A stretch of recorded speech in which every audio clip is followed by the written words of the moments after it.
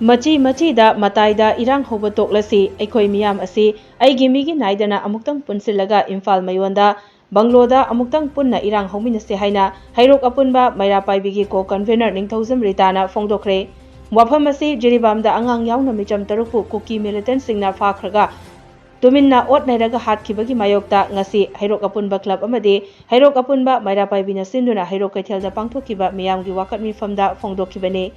Lambi Thingzinduna Kholau Kayaga Loinana Pangthokiba Wakat Mifam Aduda Ningthousam Ritana Makhatana Haibada Jingyada Mi Sibagidamak Thawa Sadabani Imphal Mayolda Banglowda Mai Chaklaba Matamda Laan Loiradoubani Hairaduna Aikoi Amutang Punsinduna Imphal Mayonda Banglowda Changsin Minasi Madu Natragadi Imalebak Tumkiba Maitei Mutkiba Soidrabani Haiki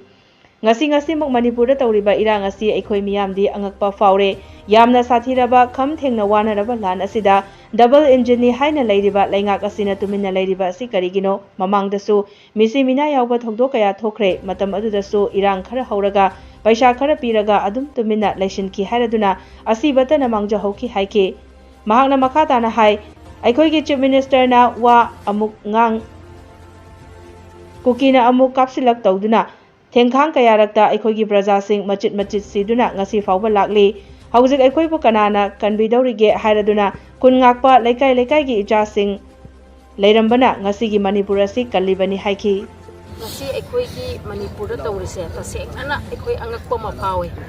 ngasi double engine ne haina lauramba sarkar sina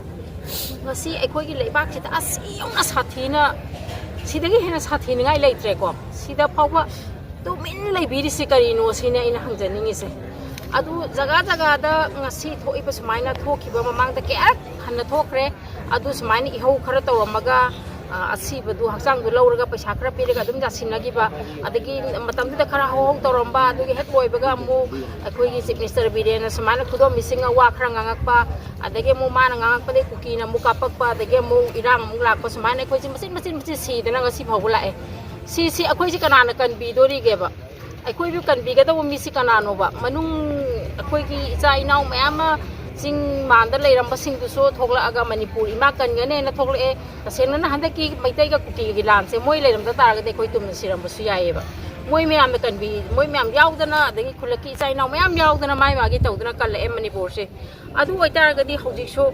tasena na akoi na parja akoi na ihau si yam kanna haidi karim tai khoi side nai dana rajniti ki khaidana magi ne aigi ne khaidana aikoi se amuk tang punsil laga aikoi se masi matai da Houba na tabai hose amuk tang aikoi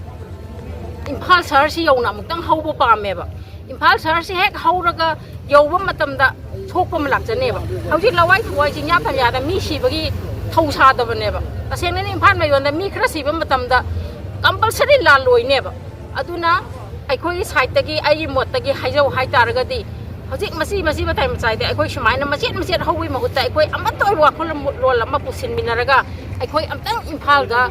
aikoi sar si dam tang mai Houba hai that means CM gi Bungalow khangde magi yung khangde aikoi amtang thomjin minase mayam adugi strength do amtang leibiyo natragadi aikoi imalebak se compulsory tungrani aikoi maitai muthrani Wakat Mifam Aduda Saruk Yakibi Kuki Militant Singna Tamthina Hatokpibada Yaukrebi Yurembam Rani gi Machanupi Benhaubina Mahaki Mama Yauna Micham Taruk Hatkiba Mihatpa Kuki Militant Singbu Numit Humni gi Manungda Faduna Puthokpinaba Manipur Lengakta demand tawrakli Karisu Lanjadaba Ima Iche Amadi Inau Singbu Hatokpirakpa se Thamoi si puba ngamde Mihatpa Sing Adushu Chap Chaba Chairak Pibiyu Hairaduna Mahakini Haibada Kanashu Lehaudre Haiki Ngasigi Wakat Mifam Aduda Micham Hatpa Kuki Militant Sing terrorist ni haina lautho'u Manipuragi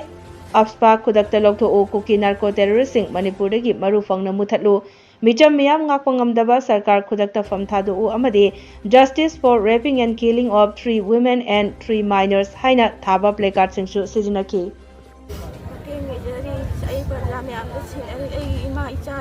Karam talay drum ne parja me amda sinari athu matam na mi humni manung ꯃꯇꯝꯗ ꯁꯤꯕꯗꯣ ꯃꯤꯍꯥꯠꯄꯁꯤꯡꯗꯣ ꯄꯨꯊꯣꯛꯄꯤꯗꯅ ꯗꯟꯗꯤ ꯄꯤꯕꯤꯌꯨ ꯉꯁꯥꯏꯒꯤ ꯑꯁꯤ ꯍꯥꯏꯕ ꯅꯠꯇꯅ ꯑꯩꯒꯤꯗꯤ ꯍꯧꯖꯤꯛ ꯀꯔꯤꯁꯨ ꯎꯄꯥꯏ ꯂꯩꯇꯦ ꯃꯌꯥꯝꯗ ꯁꯤꯟꯅꯔꯤ ꯄ꯭ꯔꯖꯥ ꯃꯌꯥꯝꯗ ꯁꯤꯟꯅꯔꯤ ꯑꯩ ꯋꯥꯀꯠꯁꯤꯗ ꯇꯥꯗꯅ ꯃꯌꯥꯝ ꯆꯪꯉꯒ ꯃꯤꯍꯥꯠꯄꯗꯨꯗ ꯄꯨꯊꯣꯛꯄꯤꯗꯅ ꯑꯊꯨꯕ ꯃꯇꯝꯗ ꯃꯣꯏꯕꯨꯁꯨ ꯗꯟꯗꯤ ꯄꯤꯕꯤꯌꯨ ꯑꯩ ꯀꯩꯁꯨ ꯂꯥꯟꯖꯗ꯭ꯔꯕ ꯏꯃꯥ ꯏꯆꯦ ꯏꯅꯥꯎꯕꯨ ꯍꯥꯠꯇꯣꯛꯄꯤꯔꯦꯅ ꯃꯣꯏꯅ ꯇꯞꯊꯤꯅ ꯊꯥꯗꯕꯤꯔꯛꯄꯗꯣ ꯃꯈꯣꯏꯁꯨ ꯑꯗꯨꯒꯤ ꯆꯩꯔꯥꯛ ꯆꯞ ꯆꯥꯕꯤ ꯄꯤꯕꯤꯌꯨ ꯅꯨꯃꯤꯠ ꯍꯨꯝꯅꯤꯒꯤ ꯃꯅꯨꯡꯗ ꯑꯊꯨꯕ ꯃꯇꯝꯗ ꯄꯨꯊꯣꯛꯄꯤꯌꯨ ꯃꯤꯍꯥꯠꯄꯁꯤꯡꯗꯨ ꯑꯩꯒꯤꯗꯤ ꯍꯧꯖꯤꯛ ꯀꯅꯥꯁꯨ ꯂꯩꯇꯦ